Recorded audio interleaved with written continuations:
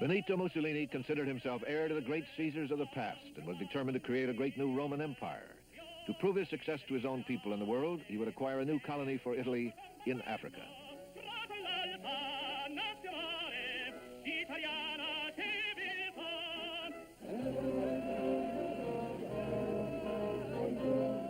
In 1930, in the East African nation of Ethiopia, Haile Selassie was crowned Emperor, King of Kings, the Lion of Judah. According to legend, this proud emperor was a direct descendant of Solomon and Sheba.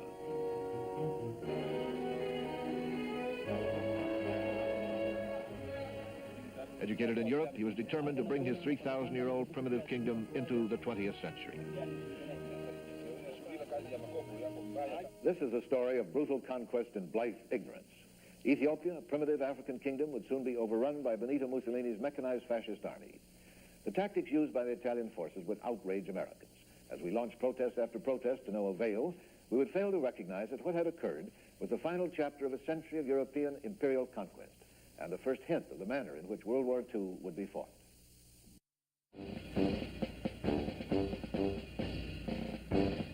By 1934, Mussolini had forged one of the most powerful armies in Europe. He proclaimed that it was Italy's duty and right to colonize and civilize Ethiopia. In her first attempt, Italy had been defeated in 1896. Vengeance for that humiliation would be a test of the modern Italian spirit.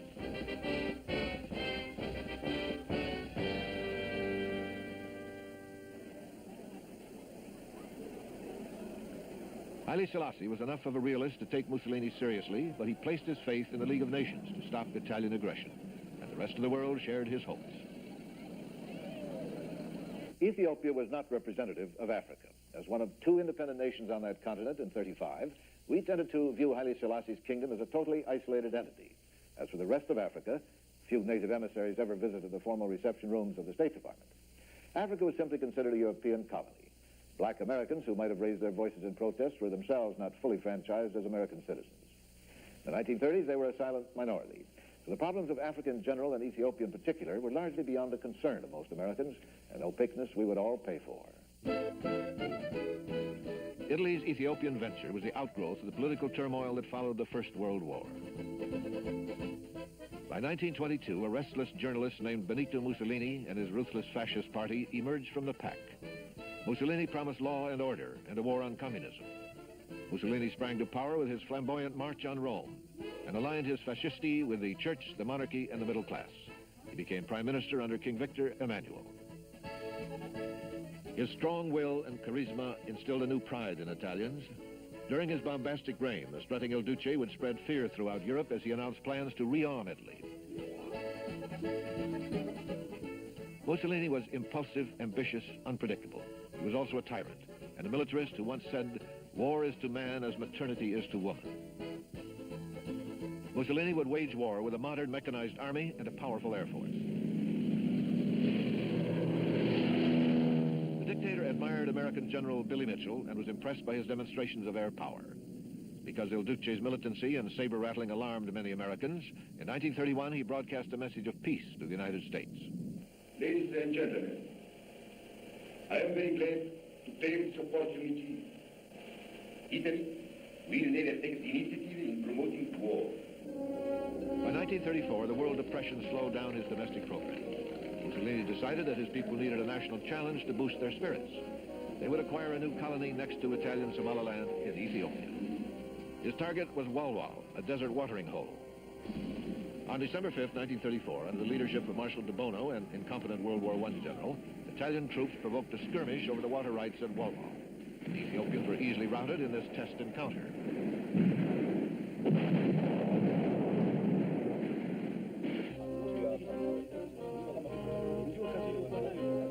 In Addis Ababa, an enraged Haile Selassie demanded that the League of Nations punish Italy. He had every reason to believe that the League would stop Mussolini. Mussolini claimed that he was provoked and that the League should instead censure Ethiopia. The League discussed the Walwal incident reluctantly, afraid to offend Mussolini, who was considered a buffer to Nazi Germany. Hitler's appearance in Venice underscored the terrifying possibility that the two fascist dictators might join forces. The Venice meeting was a disaster. In the beginning, the imperious Il Duce in complete dress regalia snubbed Hitler, who arrived in a blue serge suit. Mussolini was cool and condescending. The differences between Hitler and Mussolini were best characterized by their acceptance in the Western world, especially America. In 1928, his autobiography was serialized in the conservative Saturday Evening Post. The House of Morgan in 1926 loaned Mussolini $100 million. In a gesture of friendship, President Hoover gave fascism a boost by graciously receiving Mussolini's foreign minister at the White House. Such international figures as Winston Churchill found his policies commendable, and Will Rogers, after a personal interview, called Benito Mussolini a regular guy. Cole Porter's hit song began, "You're the tops, you're Mussolini." Even FDR had an affinity for Mussolini, who he referred to in a letter as that admirable Italian gentleman.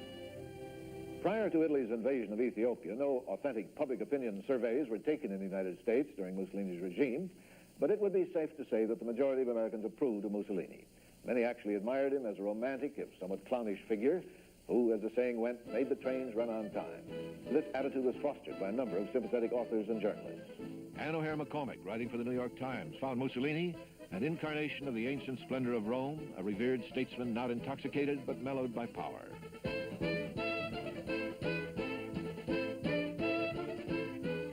Lincoln Steffens, a widely syndicated journalist, waxed poetic that, I quote, "God had formed Mussolini out of a rib of Italy." As early as 1923, however, Ernest Hemingway wrote that Il Duce was the biggest bluff in Europe. There was a comical image to Mussolini which served to soften the more aggressive, belligerent aspects. But if there was a parallel, that it was usually drawn between Theodore Roosevelt, a man on horseback type of figure, who sort of took history, seized history by his own hands and bent it to his will, and reassured Americans that human intelligence and will was still in control of events. From San Francisco to New York, Italian-Americans lionized Il Duce. It gave them a new sense of identity. Mussolini was symbolic to American Italians, not because Italian-Americans were fascist, not even because Mussolini was fascist, but because Mussolini was an Italian. And the Italian-American population in the United States, being near the bottom of the socioeconomic ladder, felt that Mussolini was doing something. He was getting headlines for Italy. They were proud of the fact that Italy now seemed to be one of the great powers, and this rubbed off upon them as one of the lower levels of the American immigrant group. For the blacks in America, it took a flamboyant figure, Marcus Garvey, to remind them of their African heritage. In the 1920s, his Back to Africa national movement influenced many blacks. A colorful adventurer and aviator, Colonel Hubert Julian, known as the Black Eagle of Harlem, urged his people to join their brothers in Ethiopia. Blacks were developing a political consciousness. Novelist Richard Wright described their bitter legacy. Our outward guise, he said, still carries the old familiar aspect which 300 years of oppression in America have given us, but beneath the garb of the black laborer, the black cook, the black elevator operator, lies an uneasily tied knot of pain and hope. In the summer of '35, many American blacks signed up to go to Ethiopia. There's no record of how many, if any, actually did go. Nevertheless, the hostility between blacks and Italian Americans became intense.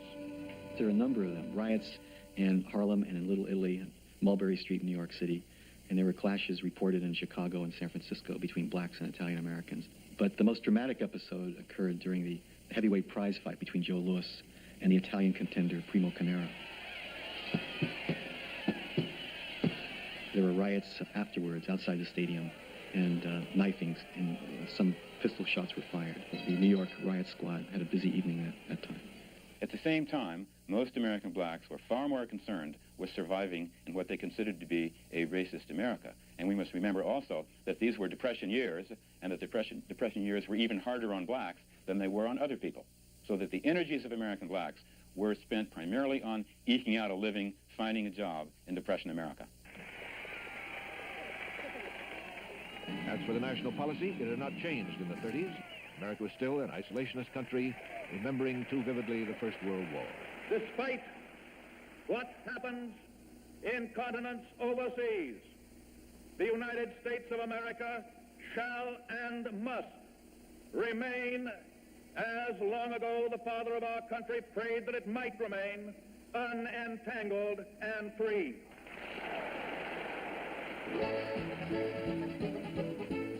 The Italian troops training at the Leash were sent off to invade Abyssinia. Nucci was encouraged in his African venture. The League of Nations had taken no action in the Wal-Wal controversy, and Mussolini was aware of a secret agreement between France and Britain not to interfere with his plans. On October 3rd, 1935, more than 250,000 Italian troops, complemented by thousands of well-trained Somali natives, crossed the northern and southern borders of Ethiopia. They advanced unchallenged for 2 days.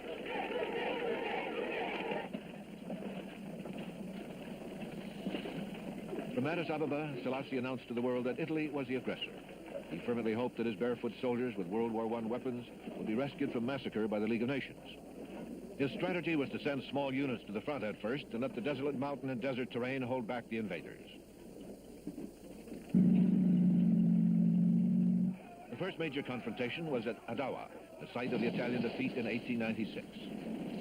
Perhaps not since the invention of gunpowder had one army enjoyed such military supremacy.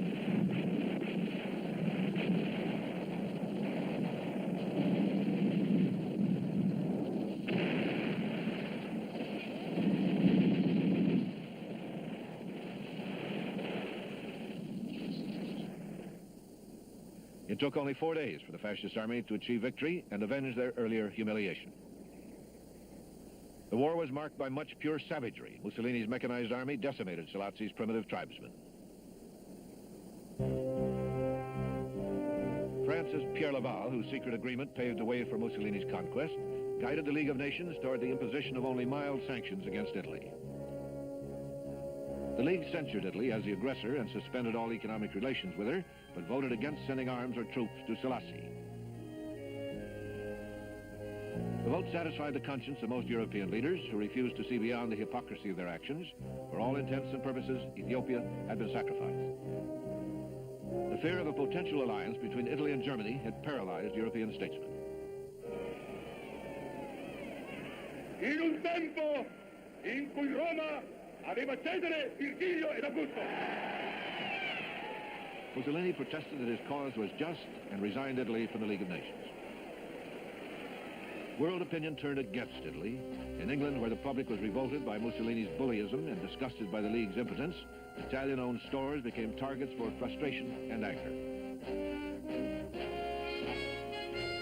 Throughout American urban ghettos like New York's Harlem, angry blacks protested and smashed the windows of Italian shopkeepers.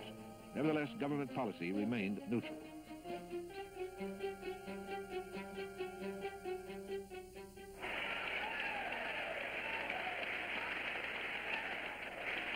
The United States is following a twofold neutrality towards any and all nations which engage in wars that are not of immediate concern to the Americas. First, we decline to encourage the prosecution of war by permitting belligerents to obtain arms, ammunition, or implements of war from the United States. Nations seeking expansion. FDR did manage to get Congress approval of a moral embargo on trade with Italy of all raw materials except oil.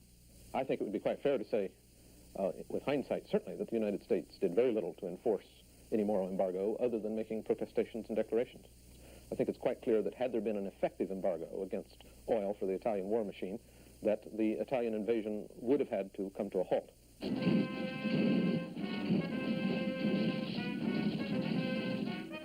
Mussolini, with a free hand to pursue the war, ordered his army to conquer Ethiopia as quickly as possible. Marshal Badoglio was put in charge and authorized to use any weapons or tactics necessary to win the war. This included mustard gas, though outlawed by the Geneva Convention.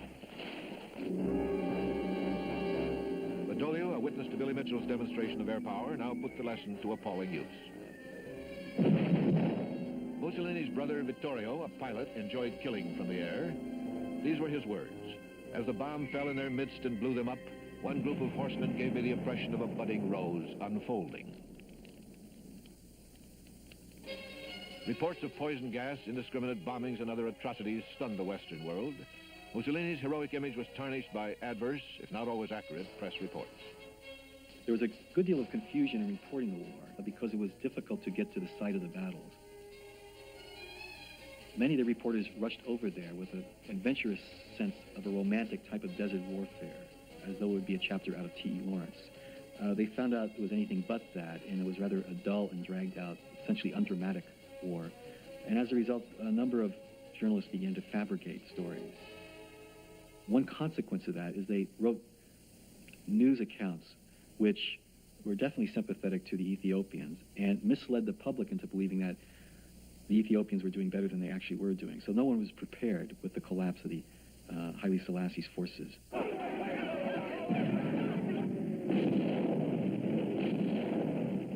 Mussolini was surprised by the speedy Italian success. Prepared for a 6-year war, it ended in 6 months. The efficient Italian war machine devastated both Selassie's primitive army and his primitive country.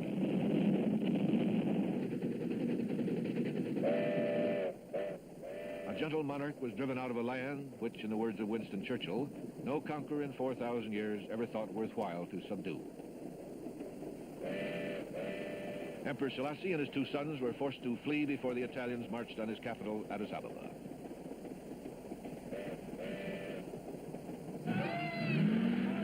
About 700,000 Ethiopians were killed, about 2,000 Italians died.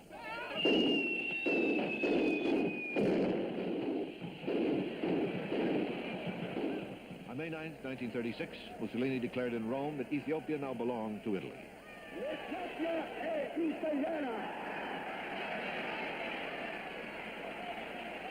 It was Mussolini's first conquest. It was also an early warning of fascist intentions, and America ignored the cry.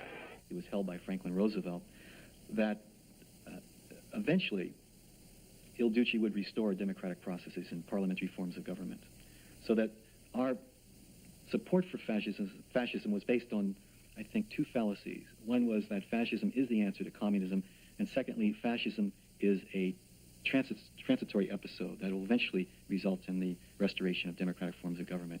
Now, neither of these 2 assumptions proved to be the case.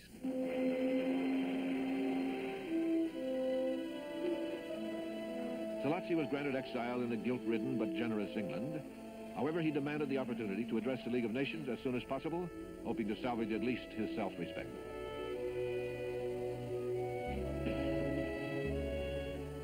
The embarrassed League had no choice but to give him the podium. Italian journalists heaped upon him the final and most humiliating indignity. Monsieur le Président, Monsieur le...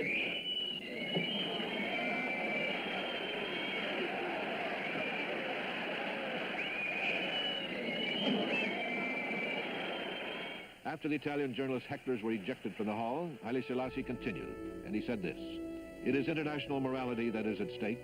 Apart from the kingdom of the Lord, there is not on this earth any nation which is superior to any other. It is us today, it will be you tomorrow."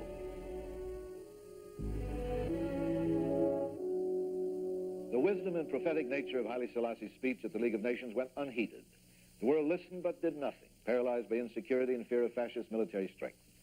By turning our backs on the Abyssinian War, the United States refused to face the fact that Mussolini's takeover of the primitive African nation was no different from traditional European colonization. Our reluctance to strongly oppose outright aggression in 1935, simply because an ocean separated us, was a policy that gratified both Hitler and Mussolini, as well as American pacifists and isolationists. The Neutrality Act of 1935, which prohibited the shipment of arms to belligerents, helped assure the victory of Italy's well-equipped modern army. The ease with which Italy overpowered Ethiopia was a signal to fascist dictators that democratic nations would not resist their urge for conquest with anything but words. Ethiopia set the stage for European conquest.